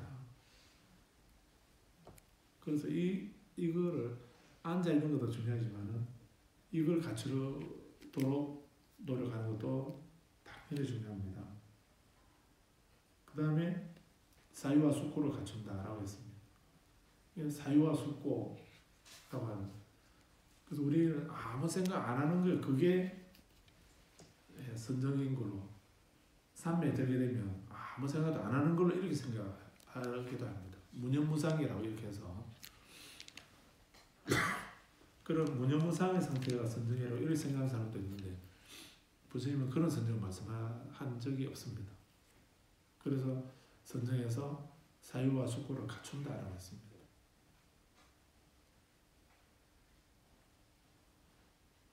그리고 멀리 여임에서 생겨나는 희열이 있다, 행복이 있다라고 했습니다. 멀리 여의해야 된다 했습니다. 아까 어디에 무엇을 버리고 떠나야 된다 했습니까? 버리고 떠나야 되는 겁니다. 오온에서 색수상 행식에 대해서 그 버리고 싫어하여 버리고 떠나서 사라지게 하는 사라져야 그 오온에 대한 집착 그런 유신견이나 이런 것이 사라지고 없어져야 그 다음 단계로 지혜 단계로 나아갈 수 있는 겁니다.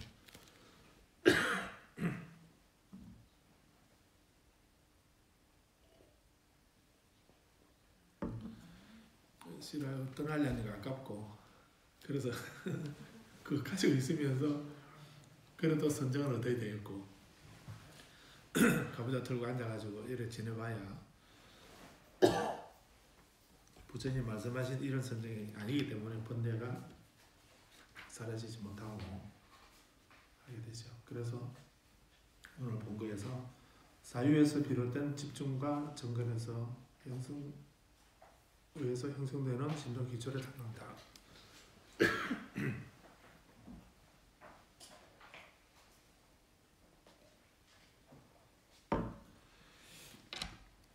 5번 수행성들이 이러한 네 가지 신동 기초를 담고 익히면 그 고귀한 해탈로 인해서 그것을 향한 자는 올바른 괴로움의 수를 이끌어진다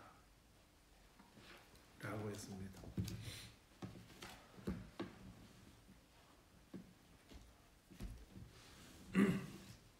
그전에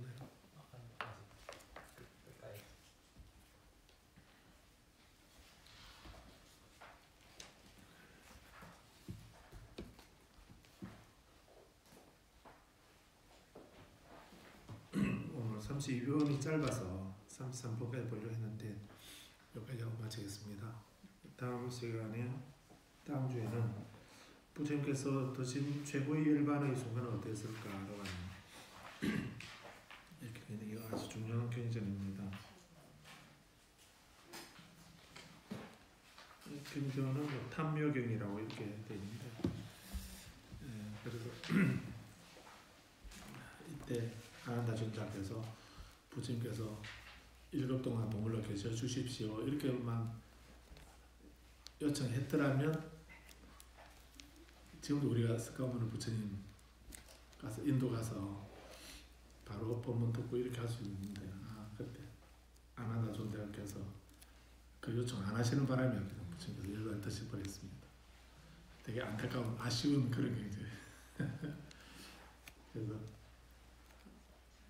재밌다 말하면 그렇고 또 다음 이 경제 아주 중요한 경제입니다.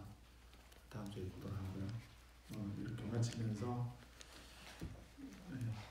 시간이 됐는데 그 축복의 경우 한번 읽고 마치도록 하겠습니다. 큰 책이면 171페이지. 작은 책은 몇 페이지인가요? 축복의 경우 같이 읽고 마치겠습니다. 축복의 경을 송출하오니 이와 같이 나는 들었습니다. 한때 세종에서 사가티시에 제가바나스테 있는 성문에 계셨습니다. 그때 마침 한밤중을 지나 어떤 하늘 사람이 아름다운 모습으로 제가바나스를 두루리 주며 찾아왔습니다. 다가와서 세종께 인사를 드리고 안쪽으로 물러나섰습니다. 안쪽으로 물러나서서 그 하늘 사람은 주었습니다만 하늘 사람과 사람들 행복을 소망하면서 축복에 관해 생각하는 의미 없는 축복에 관하여 어리석은 자와 사귀지 않으며 슬기로님을 섬기고 존경할 만한 님을 공경하니 이것이야말로 위없는 축복이니라. 문수에 만난 곳에서 살고 사서 스스로 바른 서원을 하니 이것이야말로 위없는 축복이니라. 많이 배우고 익히며 절제하고 단련하여 의미 있는 대화를 나누니 축복이니라. 아버지 어머니를 섬기고 아내와 자식을 돌보고 일을 하며 혼란스럽게 하니 이것이야말로 위없는 축복이니라.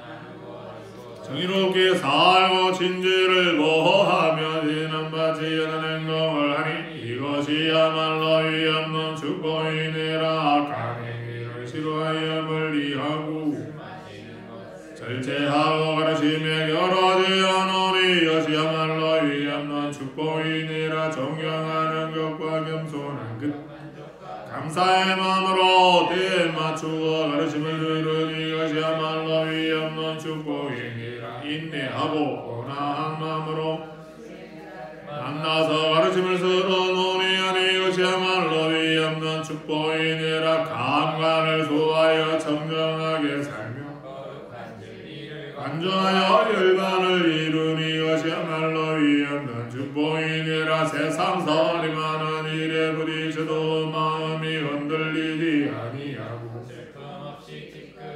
아름다움이 이것이야말로 위없는 축복이니라. 이런 방법으로 그 길을 따르면 어디서든 실패하지 아니하고 번영하리니 이것이야말로 위없는 축복이니라.